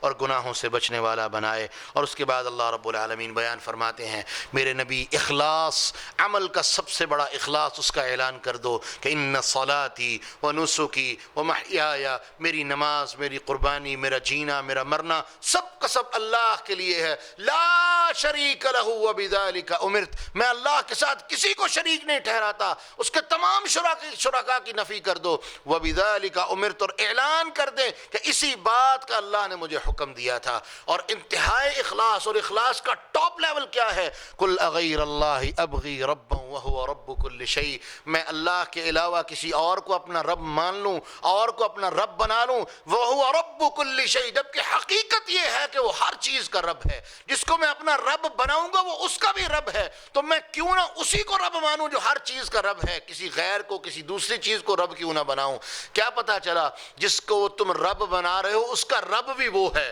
تو کیوں نہ ہم اسی رب کو مانیں؟ اور یہ اخلاص کا پیک لیول ہے۔ عبداللہ ابن عباس رضی اللہ عنہ بیان فرماتے ہیں جب انسان اس لیول تک پہنچ جائے کہ ہر چیز کا رب اللہ ہے تو پھر اسی کو وہ اپنا رب مان لیتا ہے، تو یہ اخلاص کا سب سے اونچا لیول ہے۔ وَلَا تَكْسِبُ كُلُّ نَفْسٍ إِلَّا عَلَيْهَا، اور اللہ نے اعلان فرما دیا کہ جو جان جو کمائے گی اس کا انجام اس کو بھگتنا پڑے گا۔ وَلَا تَزِرُ وَازِرَةٌ وِزْرَ أُخْرَىٰ، اور کوئی کسی دوسرے کا بوجھ نہیں اٹھائے گا، ہر کوئی اپنے عمل کا جواب دہ ہوگا۔ اور یہی بات اللہ کے رسول صلی اللہ علیہ وسلم نے اپنی لخت جگر سیدہ فاطمہ کو اور اپنی پھوپھی سیدہ صفیہ رضی اللہ عنہا کو کہا تھا کہ میری نسبت تمہیں کوئی فائدہ نہیں دے گی، میری ذات کے ساتھ تعلق تمہیں کوئی فائدہ نہیں دے گا، فائدہ دے گا تو تمہیں تمہارا عمل فائدہ دے گا، یاد رکھو تمہاری نجات تمہارے عمل کی وجہ سے ہوگی، میری نسبت سے تمہیں کوئی فائدہ ملنے والا نہیں ہے۔ اور آخری آیت میں اللہ رب العالمین نے بیان فرما دیا وَهُوَ الَّذِي جَعَلَكُمْ خَلَائِفَ الْأَرْضِ، اللہ وہ ذات ہے جس نے تمہیں زمین میں ایک دوسرے کا خلیفہ اور نائب بنایا ہے۔ اللہ نے انسان کو اپنا نائب نہیں بنایا، یہ بالکل غلط ہے، یہ بات پہلے پارے میں گزر چکی ہے۔ ہم انسان ایک دوسرے کے خلیفہ ہیں، زمین میں ایک دوسرے کے خلیفہ ہیں، اللہ کا کوئی نائب نہیں ہو سکتا۔ وَرَفَعَ بَعْضَكُمْ فَوْقَ بَعْضٍ، اور اللہ نے زمین کے اندر یہ درجات بلند کیے ہیں۔ کیا مطلب؟ کسی کو عزت دے دی، کسی کو کمزور کر دیا، کسی کو طاقتور بنا دیا، کسی کو کمزور کر دیا، کسی کو مال دے دیا، کسی کو محروم رکھ دیا۔ یہ ساری کی ساری تقسیمیں اللہ رب العالمین کی ہے۔ لِيَبْلُوَكُمْ فِي مَا آتَاكُمْ، اللہ تو ایسا کیوں کرتا ہے؟ اللہ فرماتے ہیں اس لیے کہ میں تمہیں آزماؤں کہ جو میں تمہیں عطا کرتا ہوں تم اس کے بارے میں کس طرح کا تعامل کرتے ہو۔ امیر کو دیا تو وہ شکر کرنے والا بنے، غریب کو دیا تو بھی وہ شکر کرنے والا بنے اور اللہ سے سوال کرے۔ اور اللہ رب العالمین نے بیان فرما دیا ان ربک سریع العقاب، لوگو جان لو کہ تمہارا رب بہت جلدی پکڑ کرنے والا ہے، وَإِنَّهُ غَفُورٌ الرحیم، اور بے شک وہ معاف کرنے والا بھی ہے۔ اور رسول اللہ صلی اللہ علیہ وسلم کی آخری حدیث سن کے بعد ختم کرتا ہوں۔ آقا علیہ السلام نے فرمایا ان الدنیا حلو خضر، یہ دنیا بڑی میٹھی اور سرسبز ہے، وَإِنَّ اللَّهَ مُسْتَخْلِفَكُمْ فِيهَا، اور اللہ تمہیں زمین میں ایک دوسرے کا خلیفہ بناتا ہے، ایک دوسرے کے بعد بھیجتا ہے، ایک دوسرے کا نائب بناتا ہے۔ فناظر کیف تعملون، اور وہ یہ دیکھنا چاہتا ہے کہ تم کس طرح عمل کرنے والے ہو، وہ دیکھنے والا ہے تم کیا عمل کرتے ہو۔ اور فرمایا فاتقوا اللہ الدنیا، اللہ کا تقوی اختیار کرو دنیا کے بارے میں، واتقوا النساء، اور خاص طور پر عورتوں سے بچنا، فإن اول فتنة بنی اسرائیل كانت في النساء، کیونکہ بنی اسرائیل میں آنے والا سب سے بڑا فتنہ اور پہلا فتنہ جس سے یہ پوری قوم ذلت اور رسوائی کی دلدلوں میں چلی گئی، گمراہیوں کی ذلتوں میں دھستی چلی گئی۔ سب سے پہلا فتنہ بنی اسرائیل کے اندر عورتوں کی وجہ سے آیا تھا۔ اللہ رب العالمین سے دعا ہے اللہ ہمارا سننا سنانا قبول فرمائے۔ آج اللہ کی توفیق سے یہاں پر ہماری سورۃ الانعام پوری ہو گئی۔ کل کے سبق میں انشاءاللہ سورۃ الاعراف کی بات کریں گے۔ اللہ رب العالمین ہمارا سننا سنانا اپنی بارگاہ میں قبول فرمائے۔ وآخر دعوانا ان الحمد للہ رب العالمین۔